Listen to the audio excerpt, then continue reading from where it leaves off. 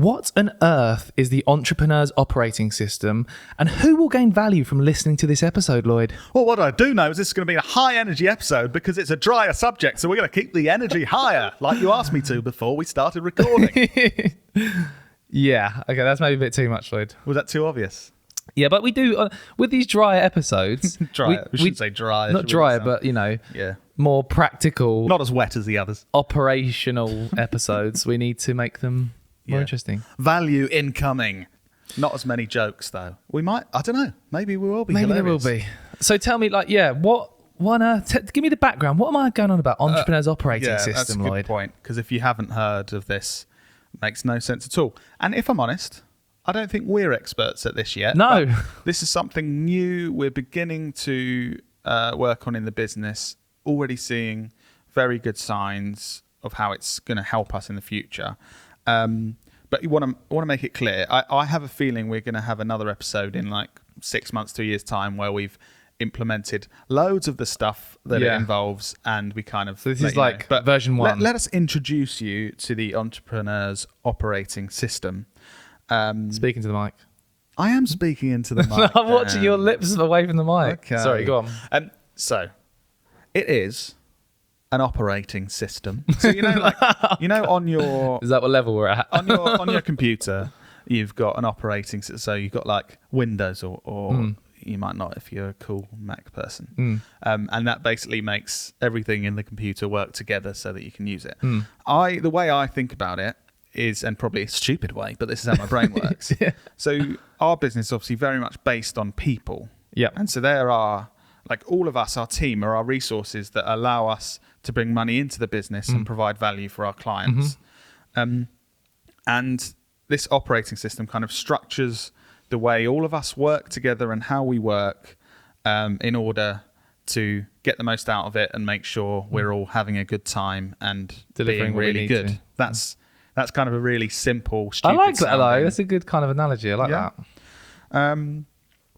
So yeah, it helps us, and we've got such a long way to go. I think we've probably implemented like 3% of what you can. So we're just But it's had a positive impact already. But I can already see it having a positive impact, and some of it is challenging because when things change, it can kind of be hard at first, but then you're like, oh, I can see how this is going to really improve things. We did an episode on change ages ago, which is interesting. Try and look that one up. Yeah, I will. And how to deal with change, I will listen to that so I know how to deal with it.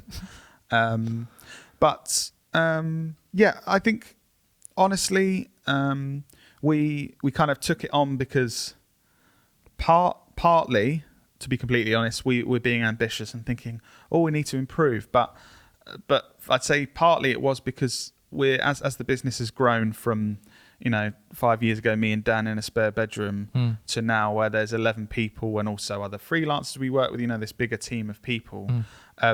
We were doing some things badly, and a lot of the time, some of our team were chasing their tails because we're not working as efficiently and as effectively as we can together to lead that. Exactly. So a big part of it is actually we need to improve the way we work together and all that sort of thing. So, and also a shout out to Luke and Ant from Sleeping Giant Media.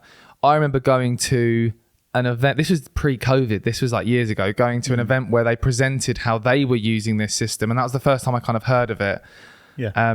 So yeah, thanks to them for suggesting that. Thank you, Luke and Ant from Sleeping Giant Media. Yeah. So can you try and give some more background and some practical examples of what does this operating system involve and what does it actually do for people who are like, what on earth is this? Yeah, okay. So I guess I'm going to speak about the bits that we've started to implement. So like I said, there are huge amounts that either I don't even know about yet or haven't implemented in the business. One more thing just before that. Yeah. Sorry. Who is this useful for? I think this is another important thing we didn't answer. Yeah. Who is this going to be useful for? And then we'll get into that. Either you are a business that has over 3 or 4 people and working together and trying to work effectively. It might be your business. Or actually, I think if you're an employee in a business and potentially have some kind of management role where you have some kind of influence over how people work or you aspire together. to be in a management role. Yeah. And or you have part of your role as an employee of how you structure processes and the way you do things, how you drive the business forward.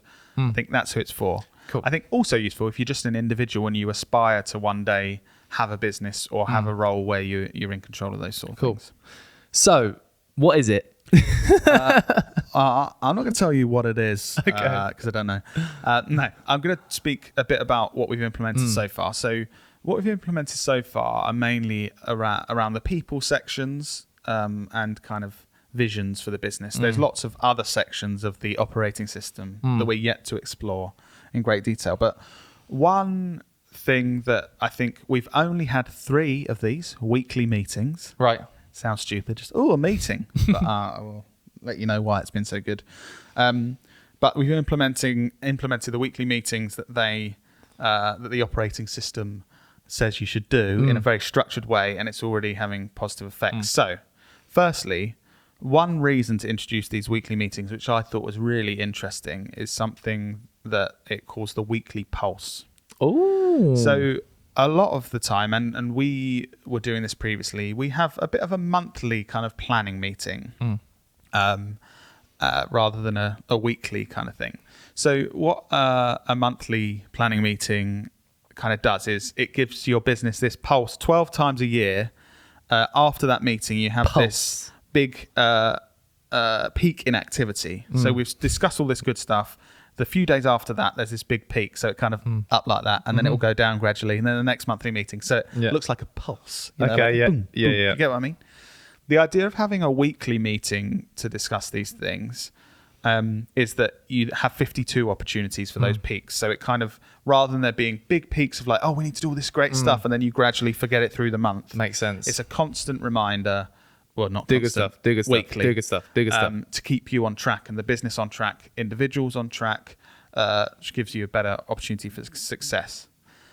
Makes sense. Yeah. Another important thing is not to get into the thing that a lot of businesses do, just constantly have meetings and don't do anything. Yeah. So an important thing for this weekly meeting that they lay out in the entrepreneur's operating system is that there's specific timings and you have to stick to it. Otherwise, we'll Just all be goes in on meetings forever. for the rest of our lives. So it's very structured. I'm not going to go into all of the details, but so, for example, near the start, we just go through a list of all of our clients, and we now have an individual who is responsible for that client in every case. And we say if we're on track or off track. So simply going down the list, and they Based say on an objective that we're trying to. no commentary. So no, and we're still trying to get good at this because it's tempting to say more stuff. But you're either saying it's Yes on or track, no. and it's like, then we can all know in the business that person's responsible for that client, and they're saying we're where we need to be, or off track, and then basically that gets dropped down to another section of the meeting where we can discuss what's issues. going on. Is it there. issue section? Identify. Yeah, it's identify, discuss, and something beginning with S. Solve? That section. Solve, possibly. Yes, I think that makes sense. So that's just it seems, a lot of this stuff seems so simple. You think, well, why wouldn't you be doing that sort of stuff? But It's just more structure, isn't it? yeah, it's the structure. So we used to have ad hoc conversations. Oh, is that thing for this client? Okay. Well, now actually, 8 days ago they said this, and so we're not sure about this. Whereas this is, we're off track. So we had a deadline for that client What's to do the this issue? thing. It looks like we're not going to hit it, so we're going to discuss that. And a really important thing for us that in our business we were missing is understanding who is accountable for the different things and the different actions. So when we then go into the section where we discuss, right, so this client, we've got this thing we need to work out because it looks like we're not going to be able to do this. Okay, right. These are the actions we've decided we're going to take. These are the exact people who are responsible for that. And we have a list that gets a to-do list, and that gets written down, sent out to everyone.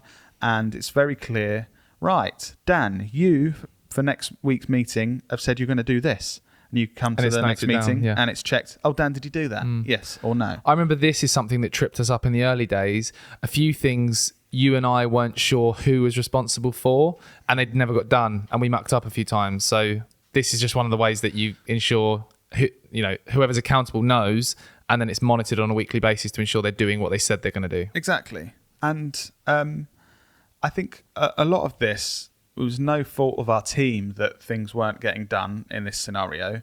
It was that there was a lot of grey area of, oh, well, is that him or her that should have done that? Am I responsible, or is that this guy? And obviously this just says, right, these actions need to be taken in the next week, and these are exactly who's taking it, and we've all agreed, and that person has agreed that they're going to do that. I think that's like a meeting section then. Is that to do with people, that section that you're talking about? Yes, that's a people section. And that's kind of our biggest change we've implemented with these meetings every week. And I think something that I struggle with, because I don't like conflict and don't like awkwardness. I think what that does when you make it very clear what certain people need to do is when you come back to that meeting, it's very clear who's doing what they say they're going to do and working well as part of the team, and who isn't. And I think that's going to be really good and great for the future is a lot of previous jobs I've had, this has been a major thing where some people work really hard and do brilliantly and are constantly picking up the slack for other people. And so they're having a bad time but doing a good job. And other people may need to improve, but it's not kind of picked up, and the support isn't given to them to improve because you don't notice. Whereas each week, if you're this gives everyone the opportunity to then improve, and if there's someone in the room that every week they're coming back, they do exactly what they said, and there's just every week's perfect. That right, that's someone that's really working hard and performing very highly, and we need to make sure they're rewarded for the value they're giving. Or the other side, this person consistently isn't doing that. So, firstly, have we given them the amount of support they need to do that? If we have, and we've given them opportunities, okay, what's the next step we need to take to kind of work out what's going on here? So I think for a team, that's a really positive thing in the long term. Like I said, I think hard in the short term of that wake up call of like, oh, actually, there's some people here that aren't doing these things, and some people are. It's interesting because when we started and hired people, we had no processes at all. No. Nothing. No. And it was just like, do this thing, please. Yeah. And so it's, this. And I think when things are going well, you can get away with it. And it's kind of, maybe you're working at like 65% efficiency because you haven't got these processes in place, but it's okay. But I think in tougher times, you can't work at 65%. It's like, oh shit, we all need to be working the best we possibly can for this team to deliver what we need to deliver. I think it's really, like I said, in the short term, tough, and we've all got to get used to these new processes, and we've all got to. But overall, for the business, it's going to be adapt how we're doing things. But overall, I think really positive step. So, that's the people kind of section and the biggest part that we've implemented so far. What was the other? You mentioned the other like vision section. Yeah. So I've got the book here. Well, one of the books. So there's lots of books about. I've actually read half of this operating system. This is called "What the Heck is EOS?" And let me just find the page that has the different sections. Right, here we go. So, like we've just been saying, almost everything we've been speaking about is the people section there. So there's also vision, data, process, traction, and issues. So we want to implement a lot of this stuff. Like I'm saying, we've done just a very small part, and mainly around people, and a bit around vision, a bit around process. So what advice would you give someone who's listening to this thinking, I fit the category of person who's managing people or potentially wants to in the future? What should I do to start, Lloyd? First thing you should do is buy this book. On the back, it says, doesn't have a UK price. I think it was like, I bought it. I think it was like a tenner. Okay. $20. Or you could win one in this week's episode of the... Or you could win one in this week's episode of the Business Anchors podcast.